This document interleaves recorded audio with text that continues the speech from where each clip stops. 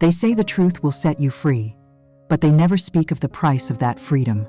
They omit the part where the truth is not a gentle key, but a sledgehammer, shattering the life you knew into 1,000 unrecognizable pieces. For Alara Vance, the truth arrived on a quiet Tuesday evening, not with a shout, but with the cold, silent weight of a small piece of silver in the palm of her hand. From her office on the 50th floor, the city of San Francisco sprawled below, a tapestry of glittering lights against the deepening twilight. It was a view she had earned, a symbol of the perfect world she had meticulously constructed. Her architectural firm was her empire, built from relentless ambition and a vision that turned steel and glass into art. Her marriage to Liam, her charming, supportive husband, was the foundation upon which this empire rested, a seemingly unbreakable bond of 12 years. Their life was a quiet symphony of success and mutual affection, or so she believed. That evening, as she prepared to leave, she realized she'd misplaced her car keys. Thinking Liam might have accidentally taken them, she walked over to the closet where he kept a spare coat. Slipping her hand into the pocket of his cashmere overcoat, her fingers brushed against something that wasn't a key. It was small, metallic, and cold to the touch. She pulled it out. It was a silver locket, heart-shaped, and slightly tarnished with age. It felt foreign, an object with a history that did not belong to her. A knot of ice formed in her stomach as her thumb found the tiny clasp. It clicked open. Inside, 2 miniature photographs were nestled behind protective plastic. One was of Liam, his familiar smile now looking like a cruel mockery. The other was a woman, a stranger with a smile so achingly familiar it stole the air from her lungs. But it was not the faces that made Alara's world tilt on its axis. It was the locket itself. Near the clasp, etched into the silver, was a tiny jagged scratch, a familiar flaw from a clumsy childhood accident 2 decades ago. She had made that exact scratch on an identical locket. Her sister's locket. Sophie's locket. Sophie, who had vanished from her life after a family tragedy, a ghost she had mourned for 20 years. The city lights blurred into meaningless streaks. The ambient hum of the building faded into a deafening silence. It wasn't rage that consumed her. Not yet. It was a profound, arctic cold, a terrifying clarity that settled deep within her bones. This was not a simple story of infidelity. This was a desecration of memory, a conspiracy woven from the threads of her deepest sorrow. The woman in the locket wasn't just a mistress. She was a ghost who had come back to haunt her, and the man she had built her life with had welcomed her in. To understand the depth of the betrayal that was about to unfold, you must first understand the world Alara Vance had built. It was not a world she had inherited. It was a world she had designed, drafted, and constructed with the same precision and relentless will she applied to the soaring, sustainable skyscrapers that had made her a luminary in the architectural world. Her firm, Vance Designs, was more than a business. It was a philosophy, a testament to her belief that one could build strength and beauty in harmony with the world, not in defiance of it. She commanded boardrooms with a quiet authority that unnerved her competitors. Her intelligence was sharp, her vision clear, and her composure absolute.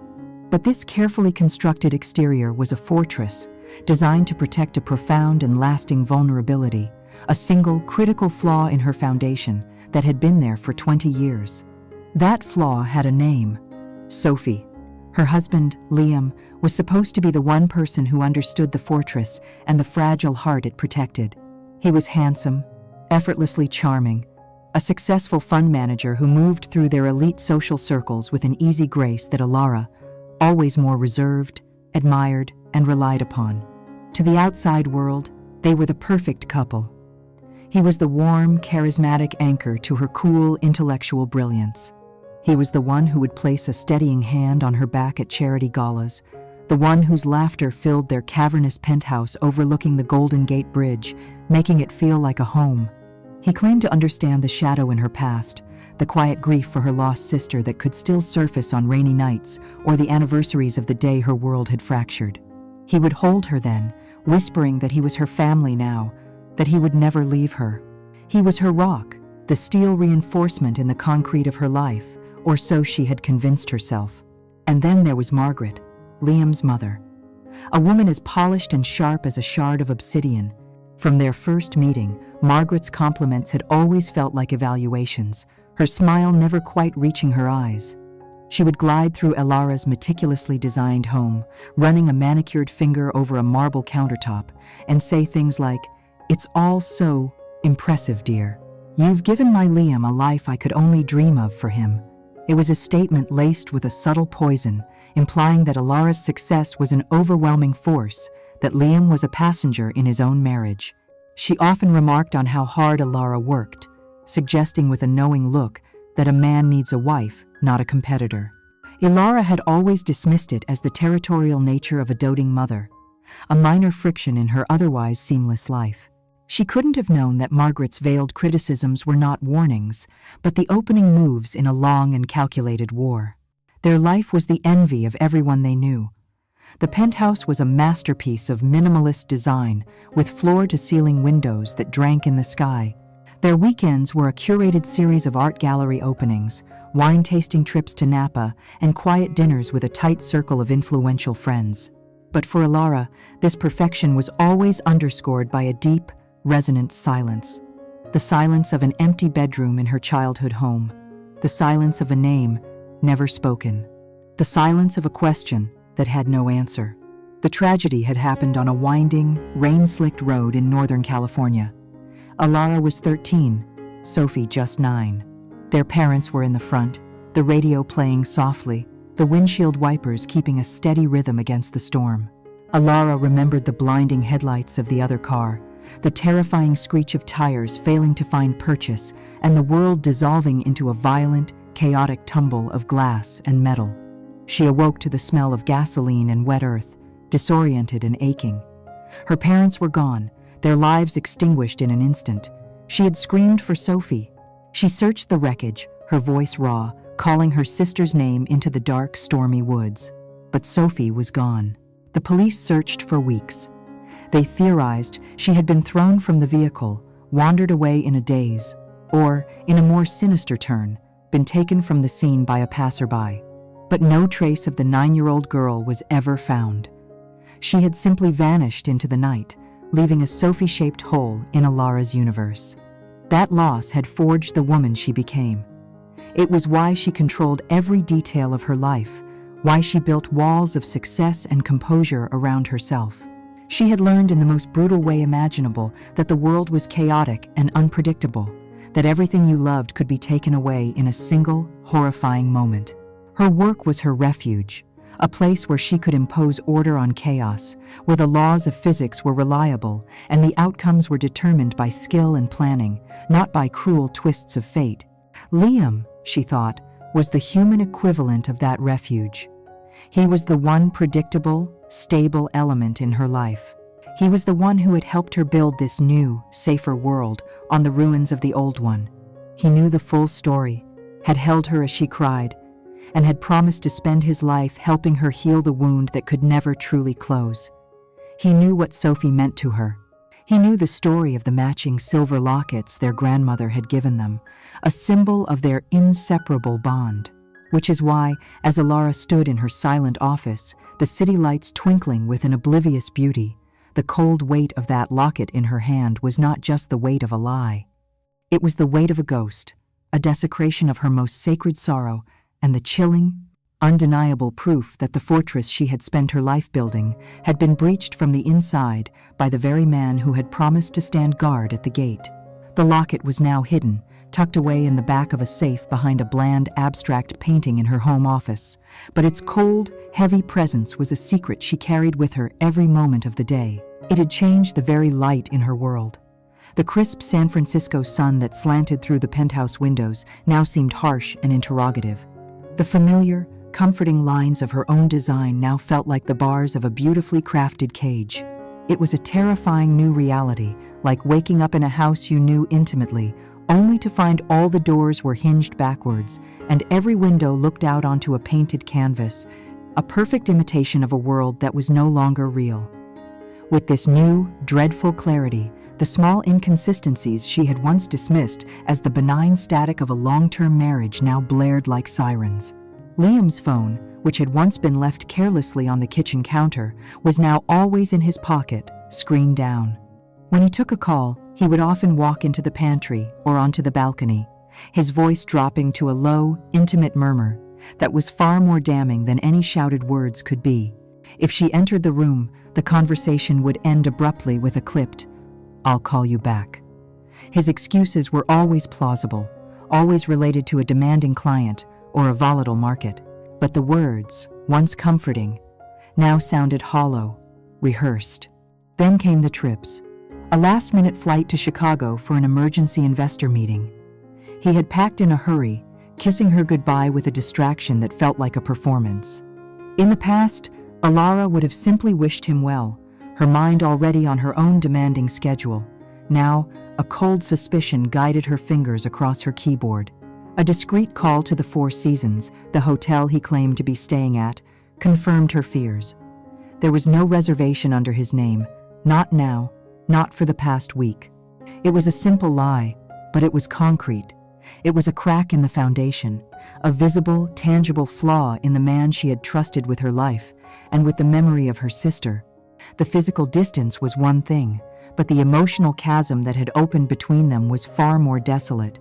He would sit beside her on their sprawling white sofa, the city lights twinkling below, and feel a million miles away.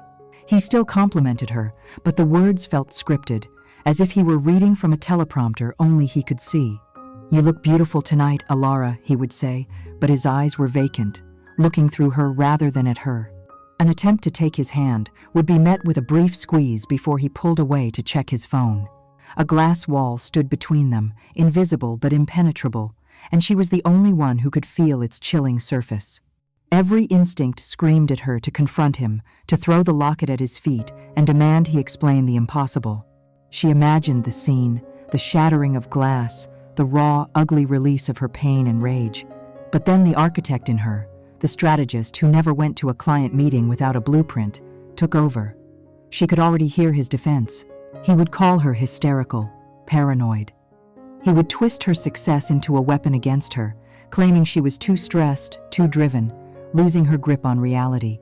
And worst of all, she knew with a sickening certainty that he would use Sophie against her. He would tell her she was projecting, seeing ghosts, that her unresolved grief was making her invent monsters in the dark. A direct confrontation was a battle she would lose before it even began. He would deny, he would lie, and he would make her feel like she was the one who was crazy. She would not give him that power.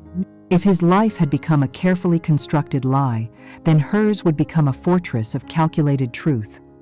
She needed evidence. She needed facts. She needed a foundation so solid that when she finally decided to strike, his entire world would collapse under the weight of it. The decision led her to a name, found after hours of meticulous, late-night research into the city's most discreet and effective private investigators. Mr. David Davies. His online presence was minimal. His reputation built on word-of-mouth referrals from the city's wealthiest and most secretive residents.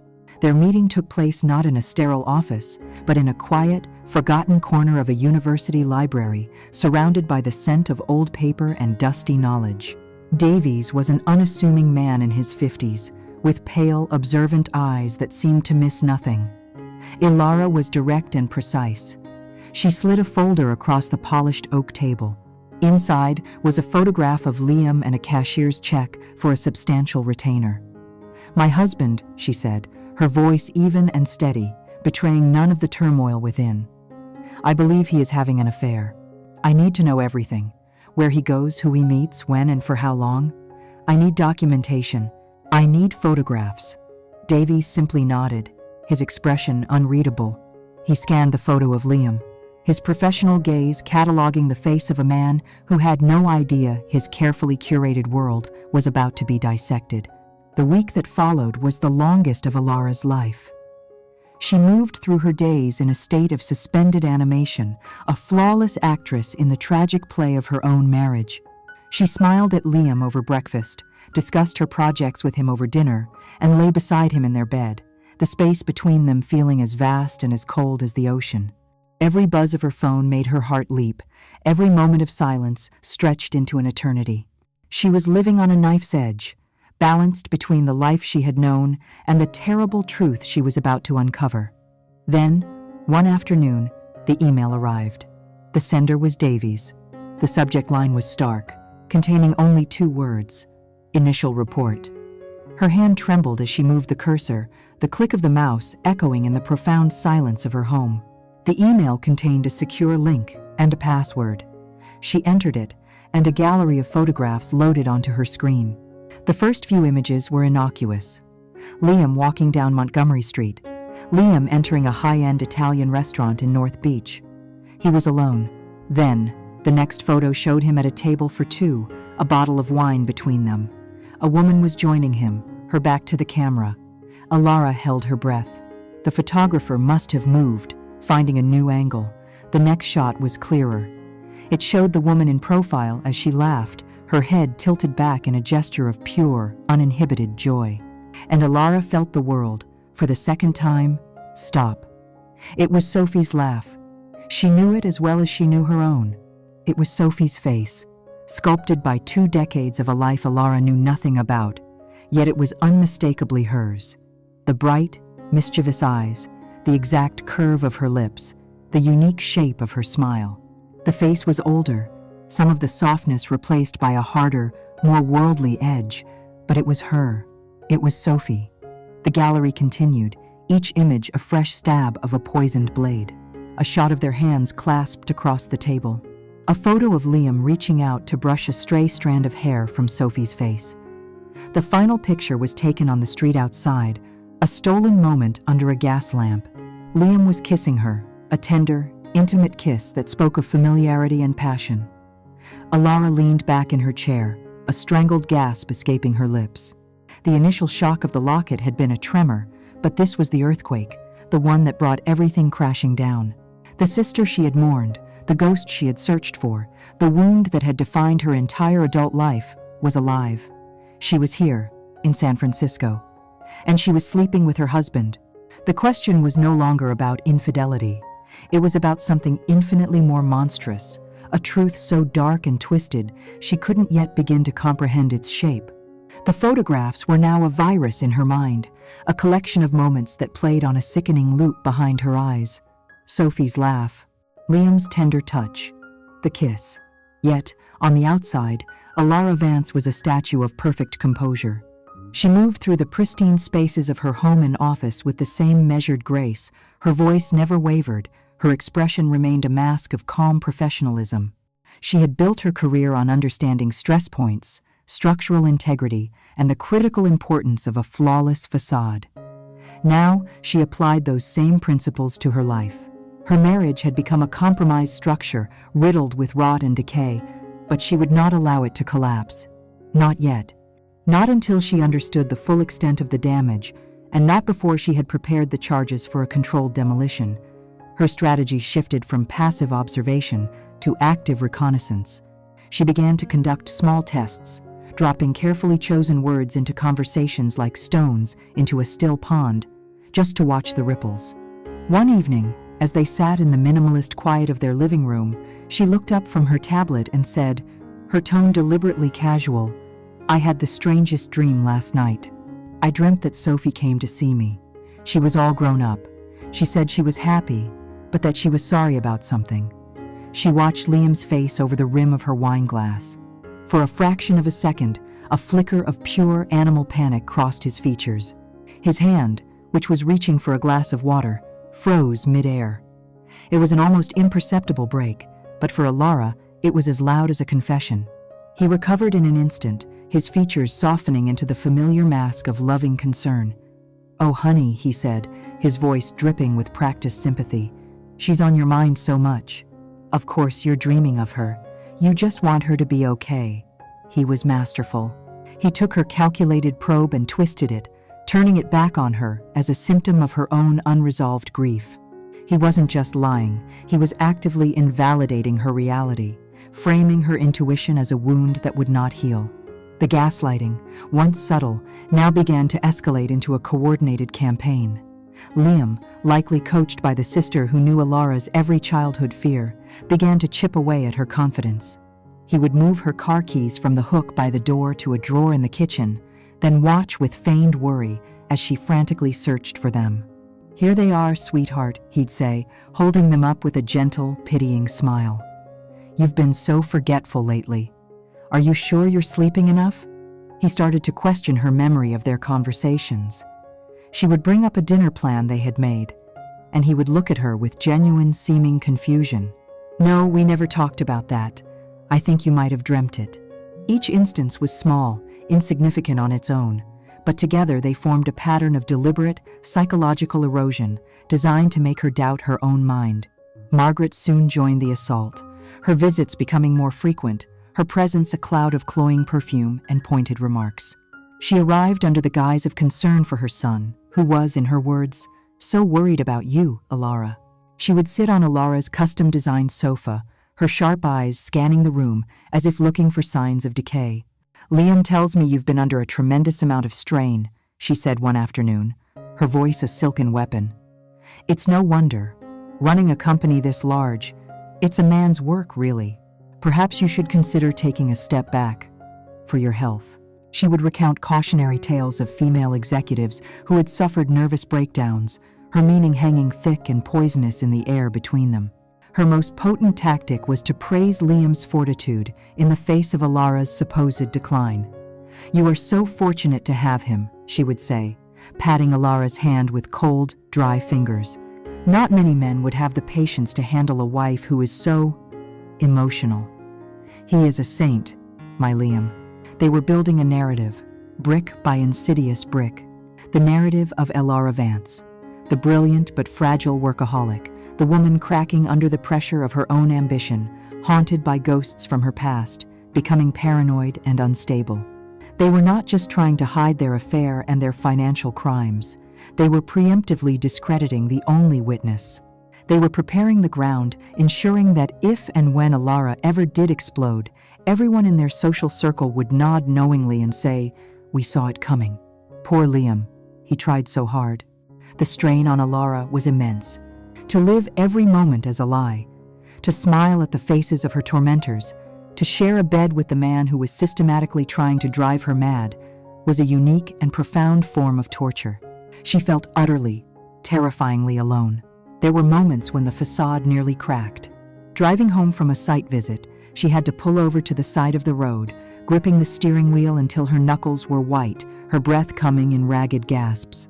Standing under the hot spray of the shower, she would brace her hands against the cool marble wall, letting the sound of the water drown out the silent scream trapped in her throat. But they had made a critical miscalculation. They mistook her silence for weakness. They mistook her composure for surrender. They had no idea that their campaign of psychological warfare was not breaking her spirit. It was forging it into something unbreakable. Every condescending word, every feigned look of concern, every lie was a hammer blow, beating her grief and heartbreak into a cold, hard weapon. The love she had felt for Liam didn't die a passionate death. It was slowly, methodically poisoned, and in its place, something far more powerful began to grow. She stopped seeing a husband and a mother-in-law. She saw adversaries, she saw targets. She was an architect, after all. She knew that before you could build something new, you had to clear the land. And as she stood by her window that night, looking down at the indifferent lights of the city, she finally understood their blueprint. They wanted to convince the world she was crazy. A small, cold smile touched her lips for the first time in weeks. It was a brilliant plan. It was also a fatal error. Because she would now give them the performance of a lifetime. She would play the part of the broken, oblivious wife so convincingly that they would grow careless, so confident in their victory that they would walk willingly into the beautiful, inescapable trap she was about to design just for them. They thought they were pushing her into the abyss. They had no idea they were simply giving her a clearer view of their own impending ruin. Alara's performance as the fragile, oblivious wife was so convincing that it began to afford her a new kind of freedom. Liam and Margaret, confident in her psychological decline, grew bolder and more careless. Their vigilance relaxed, replaced by a patronizing pity that was both insulting and advantageous. This gave Alara the space she needed to move from defense to offense. The question was no longer simply about who her husband was sleeping with. The photographs had answered that with brutal finality. The new, all-consuming question was why? Why would Sophie, the sister she had grieved for 2 decades, reappear not with a tearful reunion, but as a silent partner in the sabotage of her life? This was not a crime of passion. It was a conspiracy, and Alara needed to understand its architecture. Her first call was to Mr. Davies. Her voice on the phone was different now, stripped of the trembling uncertainty of their first meeting. It was the voice of a CEO issuing a directive. "The woman in the photographs," she began. "I need a complete history. Legal name, date of birth, residences for the past 20 years, work history, financial status. I want to know everything there is to know about who she became." Her second move was to address the lies about their finances. She knew Liam was moving money, but she didn't know how much or where. She was an architect of physical spaces, not financial ones. She needed a specialist, a master of the hidden world of numbers. She found one in a woman named Anya Chen, a forensic accountant with a legendary reputation for unearthing financial crimes that were buried under mountains of digital paperwork.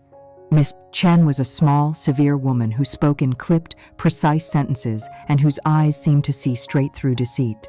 In a sterile conference room far from her own office, Alara handed over years of personal and business financial records. It felt like handing over the keys to her kingdom, but she knew the kingdom was already being plundered from within. "My husband manages our liquid assets," Alara explained. "He's been telling me not to worry about certain transfers, that it's just portfolio management. I need to know if that's true."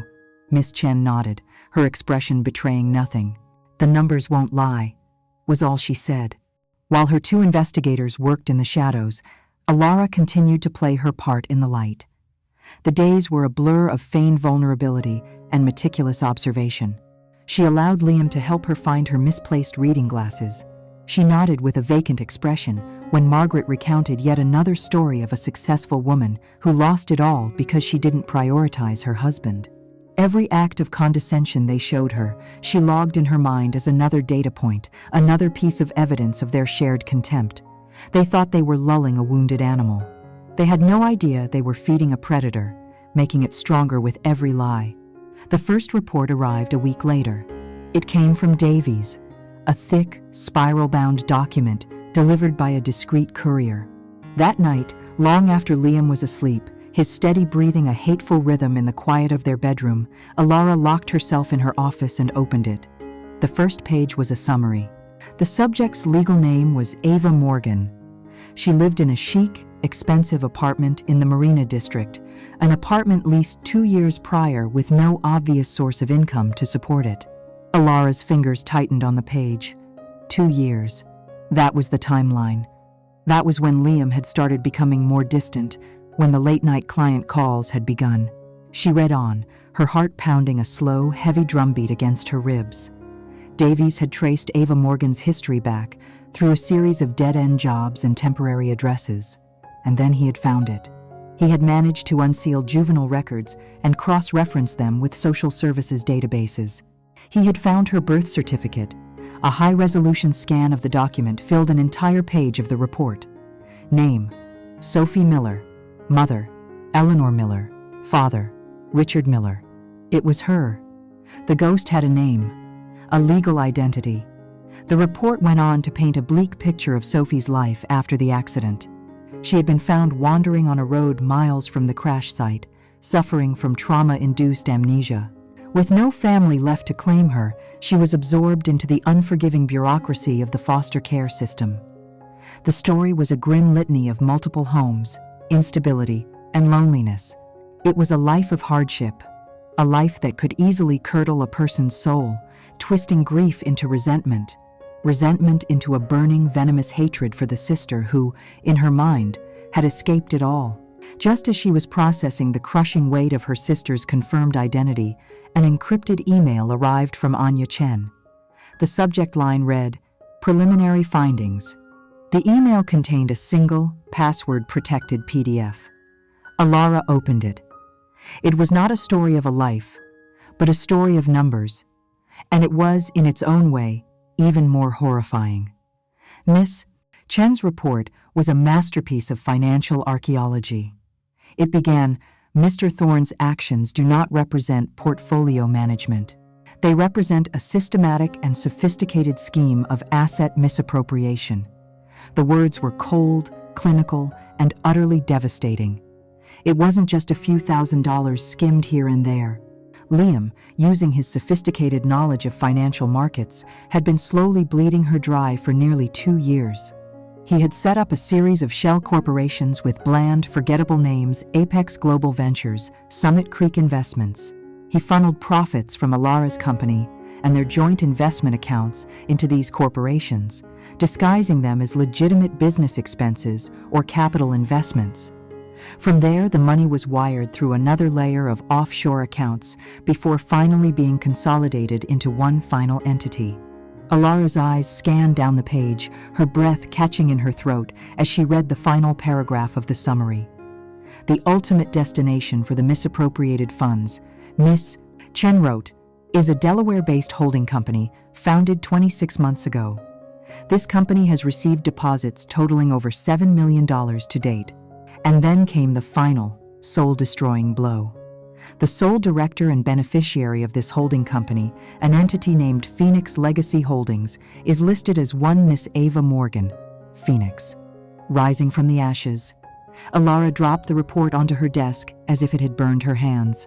The two documents lay side by side, one telling the story of a lost girl, the other telling the story of a massive financial crime. But together, they told one single, cohesive story of unimaginable betrayal. This was never just an affair. Liam hadn't stumbled into a relationship with a vulnerable woman. He was a willing accomplice, the inside man. Sophie Ava had not come back for a family. She had come back for revenge. She had targeted Liam, seduced him, and together they had orchestrated a meticulous, long-term plan to gut Alara's life from the inside out, to steal her money, her business, her husband, and her home. The affair was the cover story. The gaslighting was the distraction. The real war was for her fortune, for everything she had ever built. In the silent, sterile perfection of her office, with the city glittering obliviously outside, the last vestiges of Alara's grief and heartbreak were cauterized by a white-hot, clarifying rage. The time for questions was over. The time for planning had begun. To truly grasp the chilling nature of the conspiracy, one must leave Alara's silent, calculating world and step into the lion's den.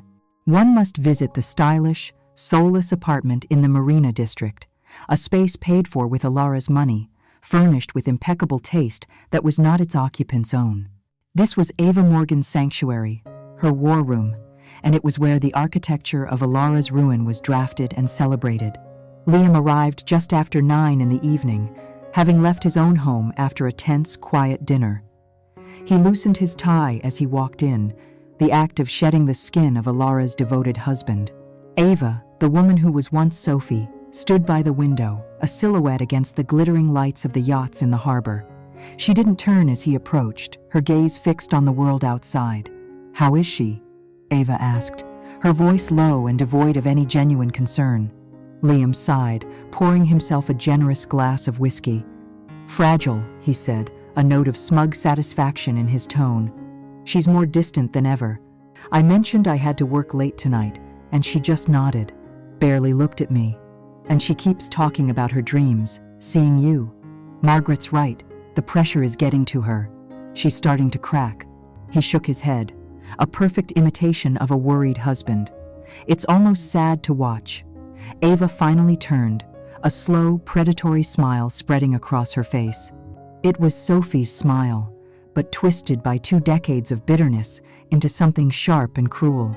"Sad?" she echoed, taking the whiskey from his hand and sipping it herself.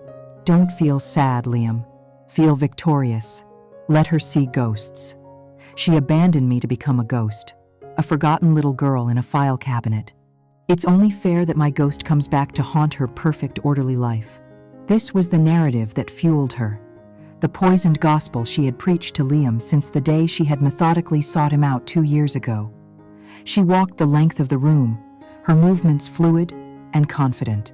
You don't understand the injustice of it, she continued, her voice a mesmerizing blend of victimhood and venom.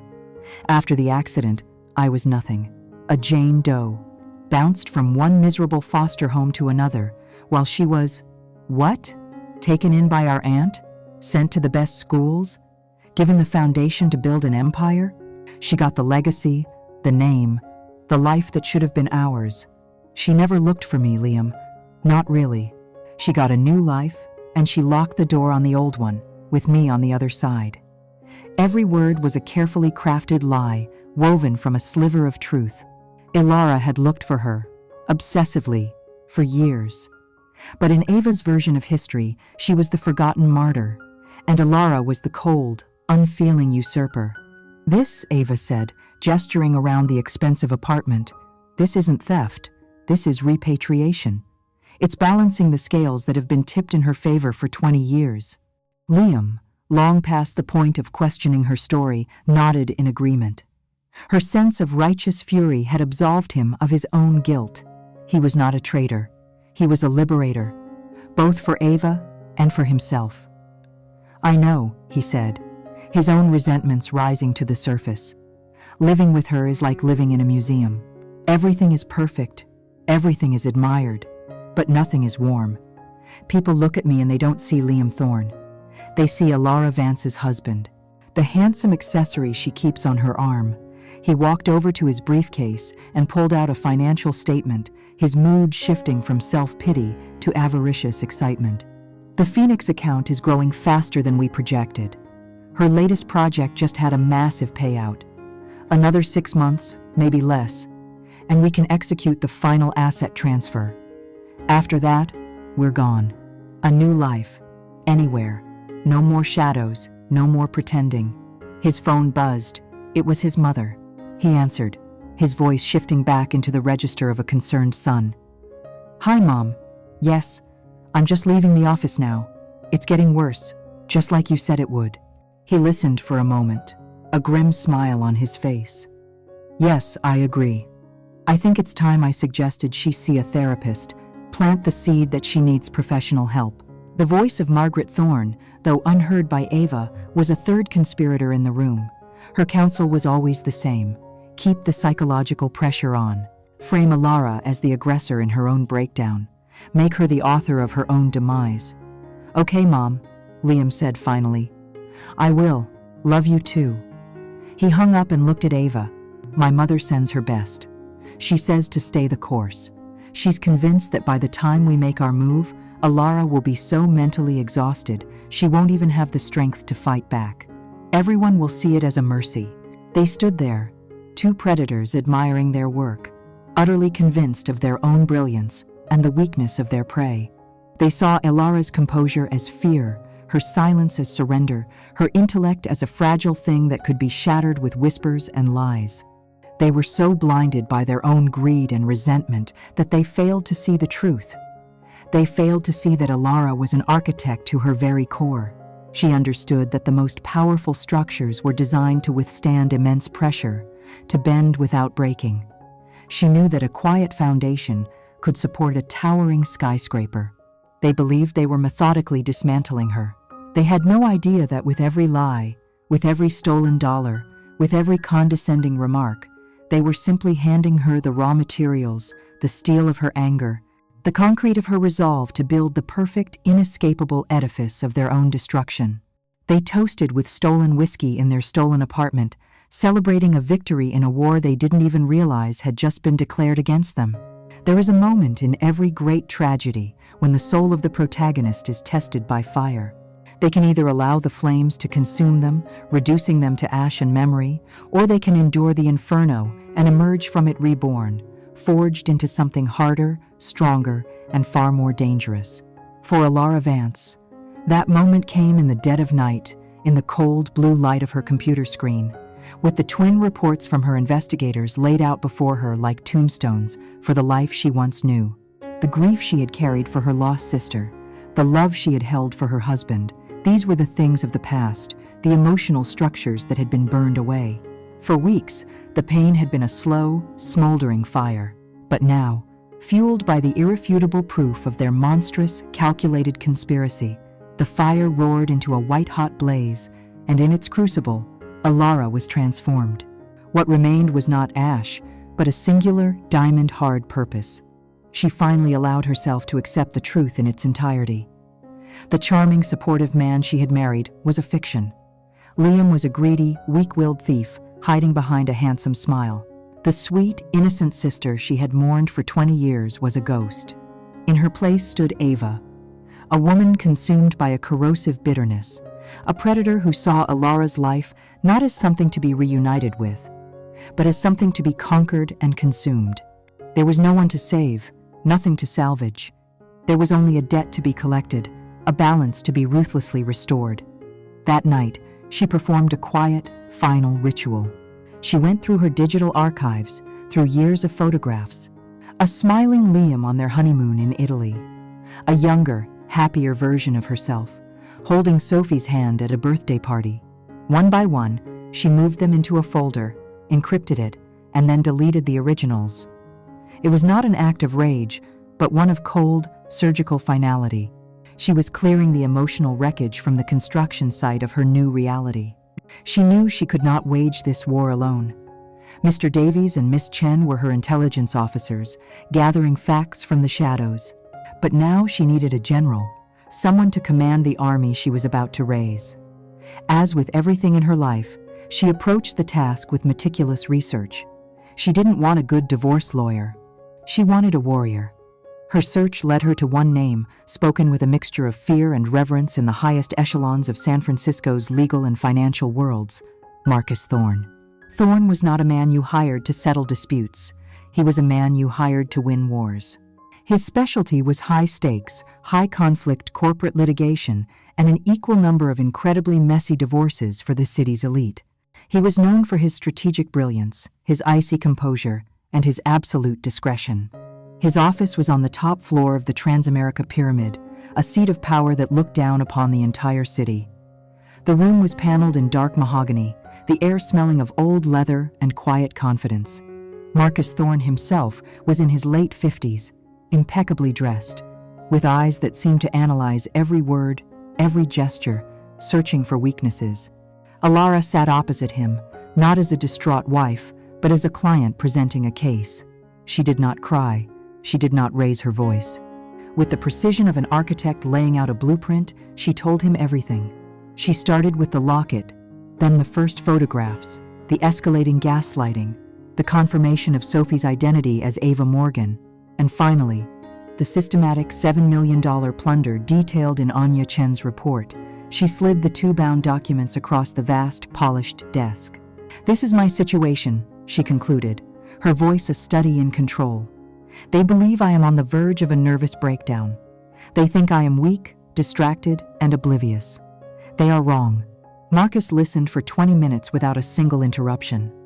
He leaned back in his chair, steepling his fingers, his gaze fixed on her. The silence in the room was absolute. When he finally spoke, his voice was calm and resonant, carrying an authority that was both intimidating and deeply reassuring. He did not offer condolences or platitudes. He offered a strategy. "Mrs. Vance," he began, "your husband and his accomplice have made one critical, amateur mistake. They believe they are in control. They believe you are the victim. Your emotional state is the terrain on which they have chosen to fight their war. This will be their undoing. It is now your single greatest advantage." He leaned forward, his eyes locking onto hers.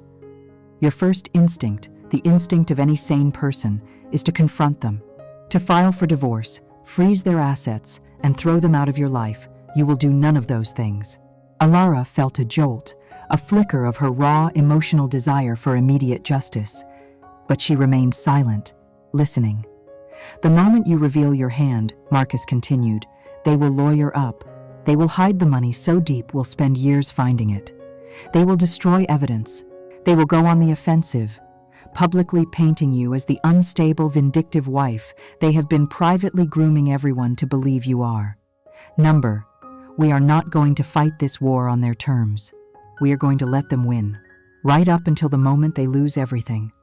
The plan he laid out was both terrifying and brilliant. "You will go home," he instructed, "and you will give them the performance they have been waiting for. You will become more forgetful. You will be more emotional. You will ask your husband for help with simple tasks. You will cry at odd moments. You will let him and his mother see you as a woman who is completely unraveling. You will lean on him. You will make him feel strong, in control, and indispensable. You will make him feel pity for you." "Why?" Ilara asked, her voice a whisper. "Because arrogant men make mistakes," Marcus said, a faint, cold smile touching his lips. "Greedy people get sloppy when they think the finish line is in sight. We are going to give them all the rope they could possibly want. Let them think their psychological games are working. Let them continue to siphon funds, believing you are none the wiser. My team, along with Miss Chen and Mr. Davies, will document everything. We won't just be proving past crimes. We will be watching them commit new ones in real time, building an ironclad case so devastating that when we finally spring the trap, they will have no defense, no escape, no future." Ilara walked out of Marcus Thorne's office and into the late afternoon sun, feeling a profound shift within her.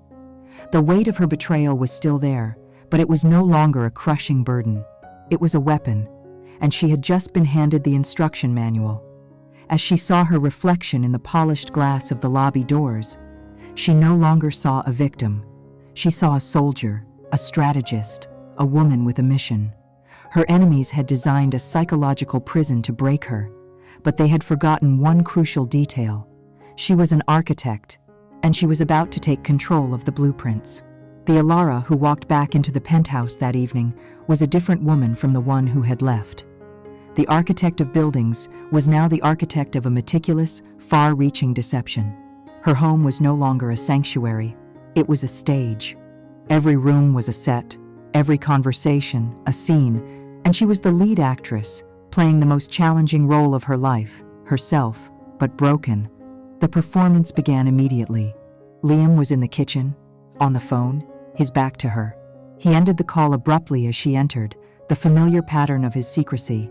Before, it would have sent a spike of pain through her. Now, she felt nothing but a cold, clinical focus. She let her briefcase slip from her fingers, the sound echoing on the polished marble floor. Liam turned, startled. She looked at him, her eyes wide, and put a hand to her forehead.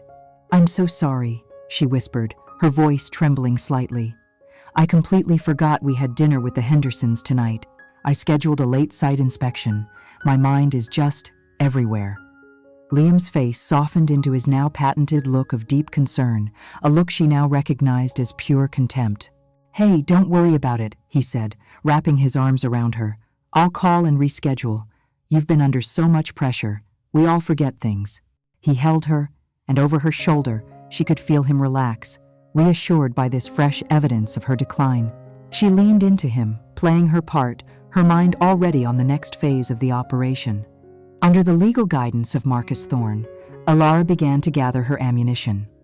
The first step was to turn her home from a stage into a surveillance state. A security team, disguised as smart home technicians, spent a day at the penthouse. They installed state-of-the-art cameras, no bigger than a pinhead, in the common areas, the living room, the study, the kitchen. The upgrade was explained to Liam as a necessary precaution for their art collection, a suggestion from their insurance company. He barely paid attention, more focused on the new, needy version of his wife, who now required his constant reassurance. Her phone became her most important tool. In a one-party consent state, her lawyer had advised her that recording any conversation she was a part of was perfectly legal. She began recording everything. Margaret would visit, her voice a venomous whisper, as she advised Ilara to cede more of her company's responsibilities to let Liam feel like the man of the house.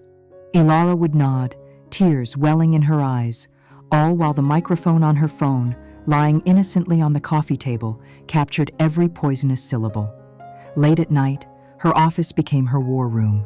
Long after Liam was asleep, she would sit in the dark, a pair of headphones on, reviewing the day's recordings. She watched footage of Liam on the phone with Ava, his face alive with a passion he hadn't shown her in years, whispering promises about their future. She listened to his calls with his mother, the two of them dissecting her deterioration with the cold detachment of scientists observing a specimen. Each recording, each piece of footage, was a brick in the wall of the case she was building against them. She learned to weaponize her supposed weakness. One evening, she feigned a full-blown breakdown. She approached Liam, holding a sheaf of financial documents provided by Anya Chen, her face a mask of utter confusion. "Liam, I don't understand any of this," she cried, letting the papers scatter on his desk. "The market, the transfers, my brain is just fog. I can't do it anymore. I trust you. Can you just handle all of it for me?" It was a masterstroke of calculated vulnerability. She was handing him the keys to the treasury, an open invitation to steal more, to become bolder, more reckless. From a secure, remote server, Miss Chen watched his every subsequent transaction as Liam, believing he was now operating without any oversight, began to move larger and larger sums of money into the Phoenix Legacy Holdings account. He was a fish gulping down the bait, unaware that the hook was already in his mouth. But the true genius of her plan, the centerpiece of her entire strategy, came to her one morning as she looked at their wedding portrait on the wall. It was an idea so audacious, so diabolically perfect, that it made her heart beat faster with a cold, thrilling certainty. That evening, she approached Liam, her eyes red as if she had been crying for hours. She took his hands in hers. "Liam," she began, her voice thick with emotion, "I feel like we're drifting apart. I feel like I'm losing myself, and I'm losing you. I was thinking, maybe we need to remember what we were, what we promised each other." She looked up at him, letting a single tear trace a path down her cheek. "I want to renew our vows. I want to have a big party, here, with all our friends and family. I want to stand up in front of everyone and promise to love you all over again. Maybe that will help me find my way back." Liam stared at her, utterly stunned. Then, his expression slowly transformed. He saw it not as a plea, but as a total capitulation. It was the ultimate proof of his victory.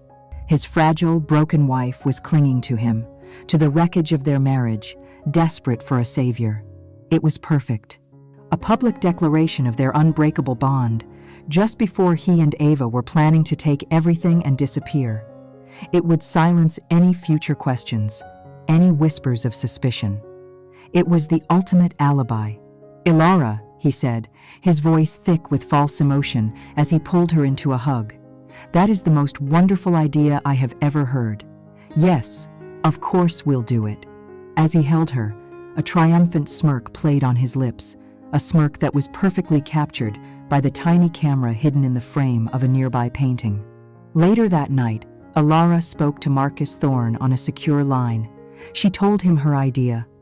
The line was silent for a long moment. Then, she heard a sound she had never heard from the stoic lawyer before. A low, appreciative chuckle. "Mrs. Vance," he said, his voice filled with a newfound respect. "Throughout my career, I have designed many legal traps. But what you have just proposed is not a trap. It is a masterpiece, a public stage for a public execution."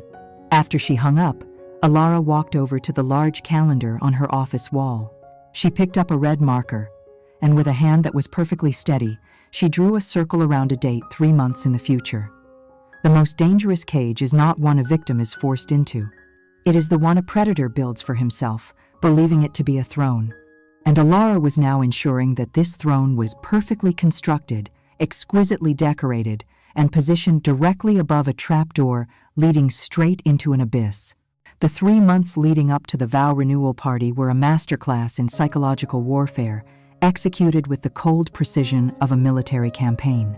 To the outside world, the preparations were a testament to Liam's saintly devotion to his emotionally fragile wife. In reality, every decision, from the choice of the calla lilies to the vintage of the champagne, was a carefully calibrated move in Ilara's grand design. She had never been more in control, yet she had never appeared more helpless. She allowed Margaret to bulldoze her on the catering choices, nodding with a weary smile as her mother-in-law selected dishes Ilara despised. She deferred to Liam on the music, agreeing to the string quartet, playing sentimental pieces that now made her skin crawl. She was the ghost at her own feast, a passive, tragic figure who seemed to be going through the motions, sustained only by the strength of her doting husband. Her performance was flawless, and it made them dangerously arrogant. The guest list was a strategic document. It included not just their closest friends and family, but the entire board of directors for Vance Designs, her most important clients, and several influential journalists from architectural and financial publications. She was not just setting a stage for personal revenge, she was building a public courtroom, ensuring that when judgment came, there would be no shortage of powerful witnesses. But her most audacious move, the one that proved to Liam and Ava that their victory was absolute, was the invitation she extended to Ava herself. She approached Liam one evening, her eyes filled with a manufactured sincerity. "Darling," she said, her voice soft and hesitant, "I know I haven't been myself lately. I've been so closed off, and it's not fair to you. You've made this new friend at work, Ava. She seems important to you. It would mean the world to me, as a sign that I'm trying to be better, if she would come to the party. I want to share our happiness with the people who are part of your life now." Liam was speechless. He saw this not as a strategic maneuver, but as the final, pathetic act of a defeated woman, a white flag of surrender. He relayed the conversation to Ava later that night in her apartment, and they laughed until tears streamed down their faces. The delicious, poetic irony of it was too perfect. Alara Vance, the woman they were about to leave destitute, was personally inviting her own replacement to witness her final, public humiliation. Of course, Ava would attend. She wouldn't miss it for the world. In the final weeks before the party, the conspirators were giddy with success. Their exit plan was in place. Flights to a non-extradition country were booked under false names for the day after the party. The final, massive wire transfer from Alara's corporate accounts, one that would effectively gut her company of its liquid assets, was scheduled to be executed by Liam the following morning. They spoke of Alara in the past tense, as a problem that had been solved. Margaret, meanwhile, moved through the party preparations like a conquering queen, her posture radiating a smug triumph that was lost on the oblivious florists and event planners. "You've handled this so well, my son," she told Liam on the phone. "After this beautiful party, everyone will remember your unwavering support. When she finally has her inevitable breakdown, you will be seen as a tragic hero." While they were planning their victory lap, Alara was in her own war room, finalizing the details of the execution. The sentimental slideshow of their life together, which Liam had tasked a junior assistant with creating, had been discreetly intercepted by Alara's tech consultant. In its place was the video file Marcus Thorne's team had meticulously edited. It was a 10-minute narrative of their crimes, a digital bomb set to detonate on Alara's command. It began with sun-drenched photos from their wedding, then cut jarringly to the grainy surveillance shots of Liam and Ava's first clandestine meetings. It included audio clips, cleaned and amplified for clarity. Ava's venomous monologue about balancing the scales, Liam's complaints about being in his wife's shadow, Margaret's cold-blooded advice to keep the pressure on. These were interwoven with screenshots of the forensic accountant's report, with arrows tracing the flow of millions of dollars from Alara's accounts into the Phoenix Legacy Holdings Corporation. The video's climax was a split screen. On one side, a scan of Sophie Miller's birth certificate.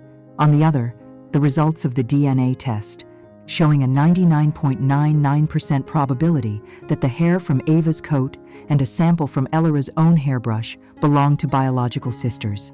The entire presentation was loaded onto a secure server, linked to the high-definition screens and speaker system of the penthouse, and controllable from a single, innocuous-looking tablet.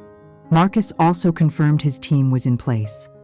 Several of the catering staff and valets were, in fact, highly trained, plain-clothed security professionals, ready to act on Alara's signal.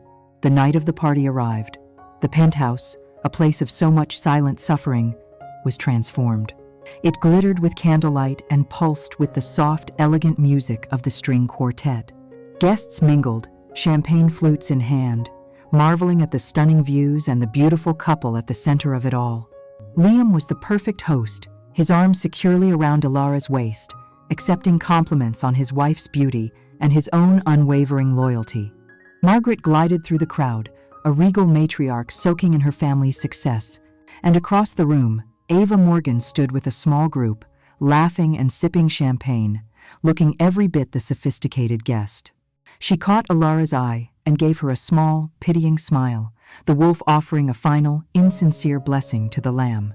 Ilara returned the smile, a gentle, fragile expression that concealed the abyss of rage beneath. She was a vision in a silver gown, a stark and beautiful figure of tragedy. She looked like a woman on the verge of breaking. The stage was set. The audience was captive. The actors were all in place, each one confident they knew how the final act would play out. They had no idea the playwright was holding a match, ready to burn the entire theater to the ground. The string quartet finished its piece, and the room fell into an expectant hush.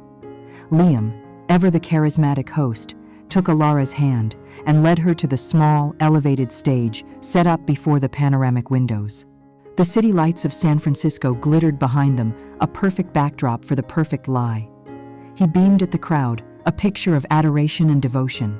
He squeezed her hand and whispered, so only she could hear, "Almost there, darling. Just one more performance." He was, of course, talking to himself. He took the microphone first. His voice was smooth, resonant, and filled with a carefully rehearsed emotion. He spoke of their first meeting, of her brilliance, of the life they had built. Then, his tone shifted to one of profound, noble solemnity. "They say marriage is tested not in the easy times, but in the difficult ones," he said, his eyes finding Alara's. "It is tested in sickness and in health. And I have never been prouder to stand by this incredible woman as she has faced her own struggles with a courage that leaves me in awe." A murmur of sympathy rippled through the crowd.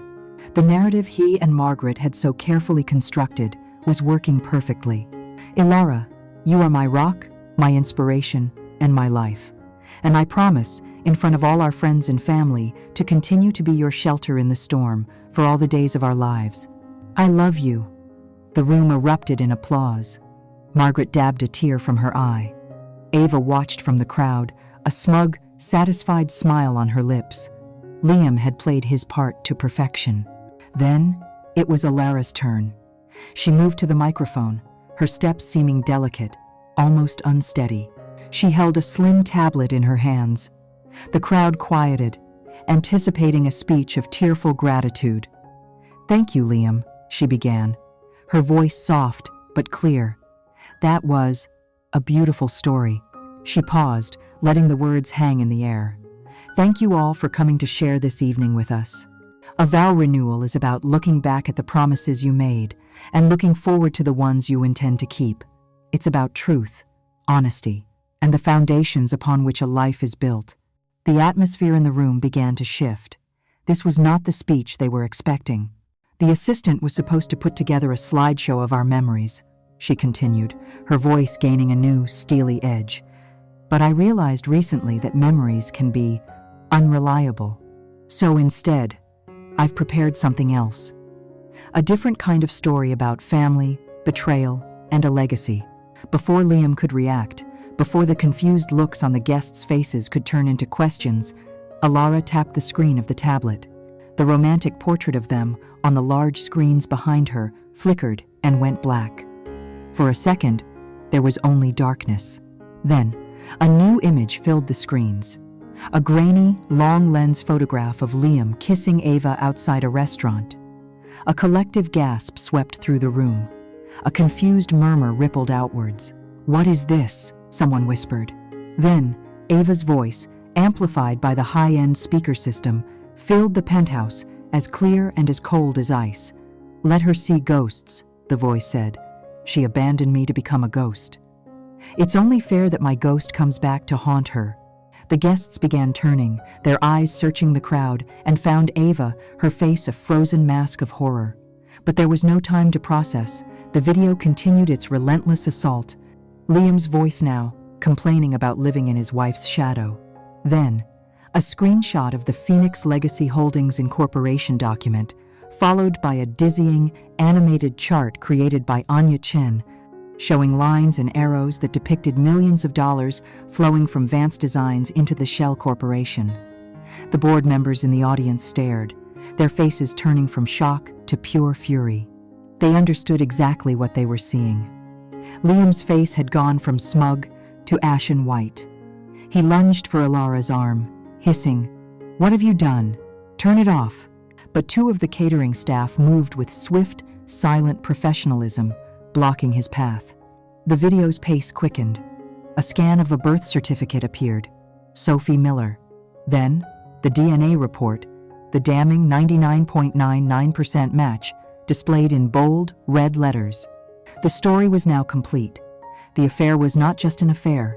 It was a conspiracy. The mistress was the long-lost sister. The motive was theft on a staggering scale. The room was utterly, deathly silent. The only sound was the video, playing out the final, damning evidence of their treachery. Ava was desperately trying to push her way through the crowd, but she was trapped in a sea of stunned, accusing faces. Margaret, who had been standing tall with pride, seemed to shrink. She stumbled backwards, clutching the arm of a nearby guest for support, her carefully constructed world shattered in 10 minutes of high-definition truth. The video ended. The screens went black. The silence that followed was a physical presence, heavy and suffocating. And into that silence, Alara spoke, her voice no longer soft or fragile, but ringing with the clarity of a judge delivering a final verdict. "For 2 years," she said, her gaze sweeping over the horrified faces of her guests before landing on her husband, the man I am married to, and his accomplice, my biological sister, Sophie Miller, also known as Ava Morgan, have been methodically planning to defraud my company, steal my personal fortune, and use my past trauma to have me discredited and declared mentally unfit. She took a step closer to the edge of the stage, her eyes boring into Liam's. "You stood here and you talked about sickness and in health. Your plan was to make me sick, to drive me mad, so you could play the hero while you picked my life clean. You failed." Her gaze shifted, finding Ava in the crowd. "And you, I mourned you. I searched for you. And you came back like this? You used our shared blood, our shared tragedy, as a weapon. You are not a victim seeking justice.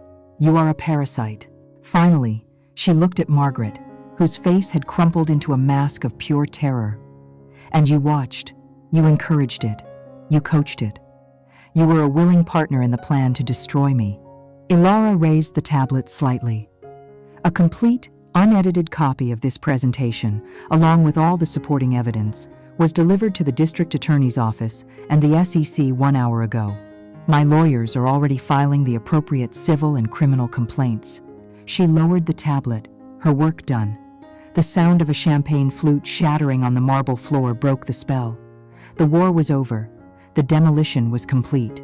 For a long, suspended moment after Alara finished speaking, the only sound in the penthouse was the distant, indifferent wail of a city siren. The air was thick with a silence so profound it was almost liquid. Then it shattered. It wasn't a shout, but the sharp, percussive crack of a crystal champagne flute slipping from a guest's nerveless fingers and exploding on the marble floor. That single sound was a starting pistol, unleashing a tidal wave of chaos. The stunned silence erupted into a cacophony of gasps, furious whispers, and horrified exclamations. The social fabric of the room, woven from threads of wealth, power, and feigned civility, ripped apart in an instant. All eyes, like 100 tiny spotlights, swiveled to the 3 accused figures, now standing isolated in a sea of judgment. Liam was the first to break. His face, which had been a mask of ashen shock, contorted into a desperate, pathetic plea. "No," he stammered, his voice cracking. "No, you don't understand. This is a lie. She's not well. We've been so worried about her." But his words were hollow, pathetic. The evidence had been too absolute. Charles Worthington, the oldest and most respected member of Alara's board of directors, a man Liam had been trying to impress all night, strode toward him.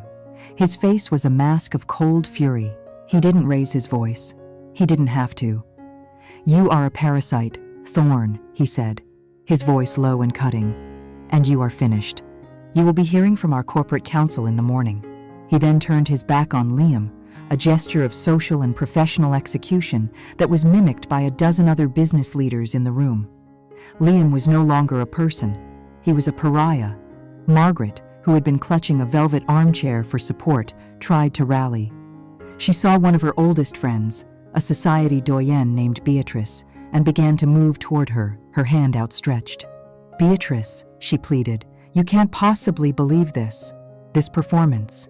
Beatrice simply looked at her, her expression one of utter disgust, and turned away without a word. Margaret froze, the realization dawning on her that her entire world, a world built on reputation and social standing, had just evaporated. She was no longer a respected matriarch. She was the mother of a common thief, a co-conspirator in a sordid, pathetic drama. A low, wretched sob escaped her lips. But Ava did not crumble. She snarled.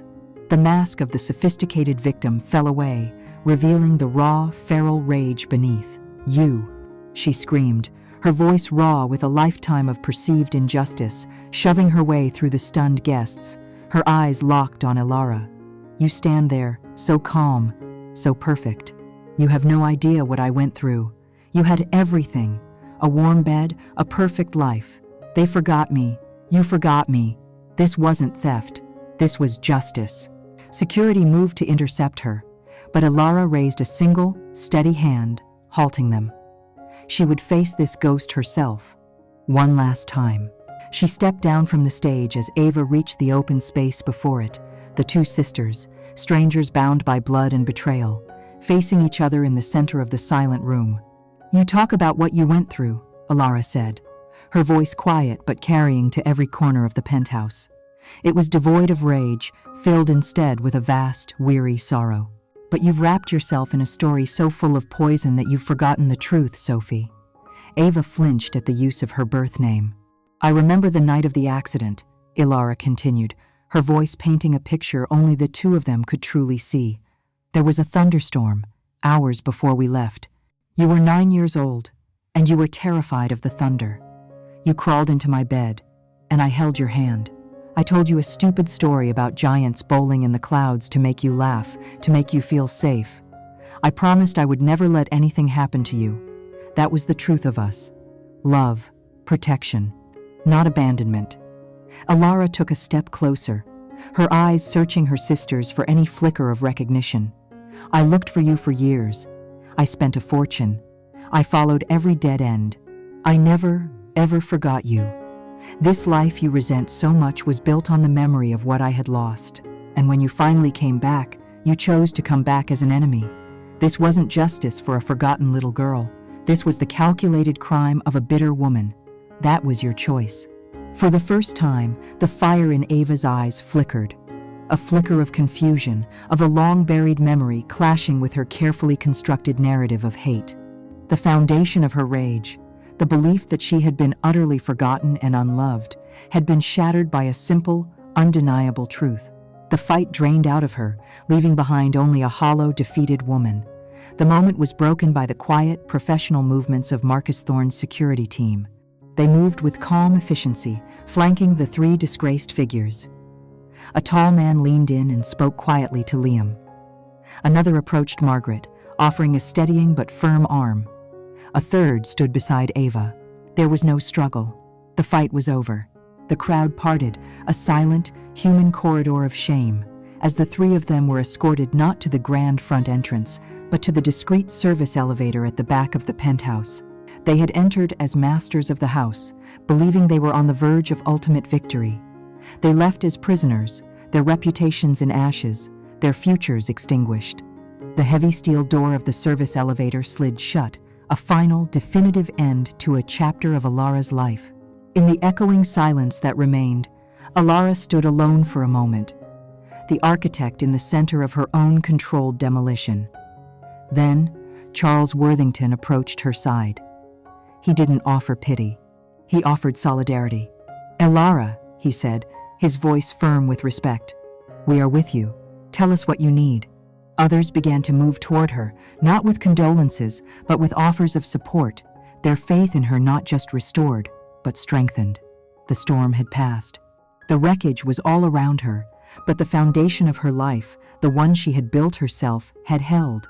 The chaos of that night eventually receded, like a tidal wave pulling back to reveal a landscape forever altered.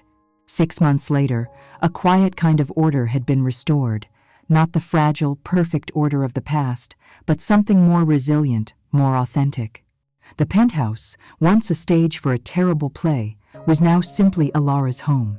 She had redesigned the interiors, replacing the cold, minimalist furniture with pieces that were warmer, more forgiving. It was a space that was finally, truly hers. The legal and financial storms had raged, but they too had passed. The divorce was finalized with the swift, brutal efficiency of a guillotine.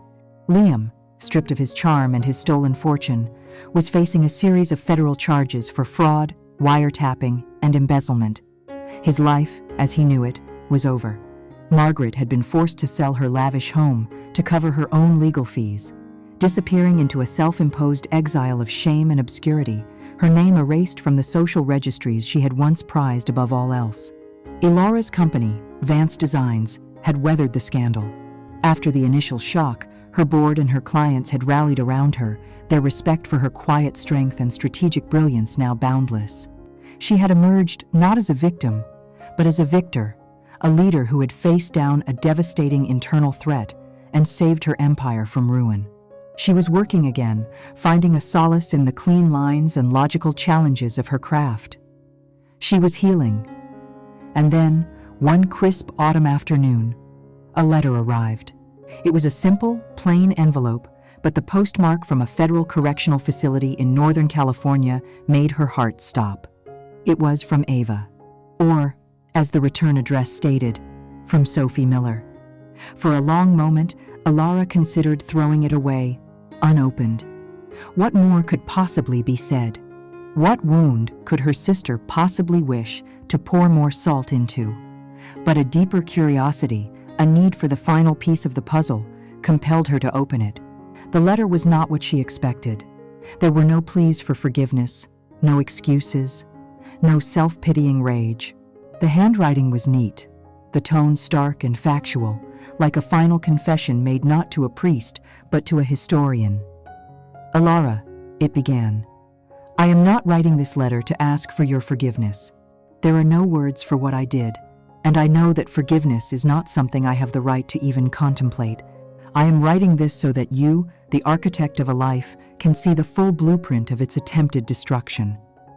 Alara sat down, her legs suddenly weak, and continued to read. You think I found Liam, the letter went on. But that's not the truth. I was given to him. I was found, years ago, by a man who had been searching for me. His name was Arthur Coleman. The name was vaguely familiar, a ghost from a distant past. Alara accessed the digital archives of her father's old business, and there he was. Arthur Coleman, her father's first business partner, a man who had left the company after a bitter falling out decades ago, convinced he had been cheated out of his rightful share. The letter filled in the horrifying details. Coleman, consumed by a lifelong grudge, had seen Alara's success as a continuation of the legacy of the man he hated. He wanted to destroy not just her, but her father's memory. And he had spent years searching for the perfect weapon to do it. He found that weapon in a lonely, bitter young woman working a dead-end job, a woman with a familiar face and a soul full of cracks. He found Sophie. He told me everything I wanted to hear, Ava wrote.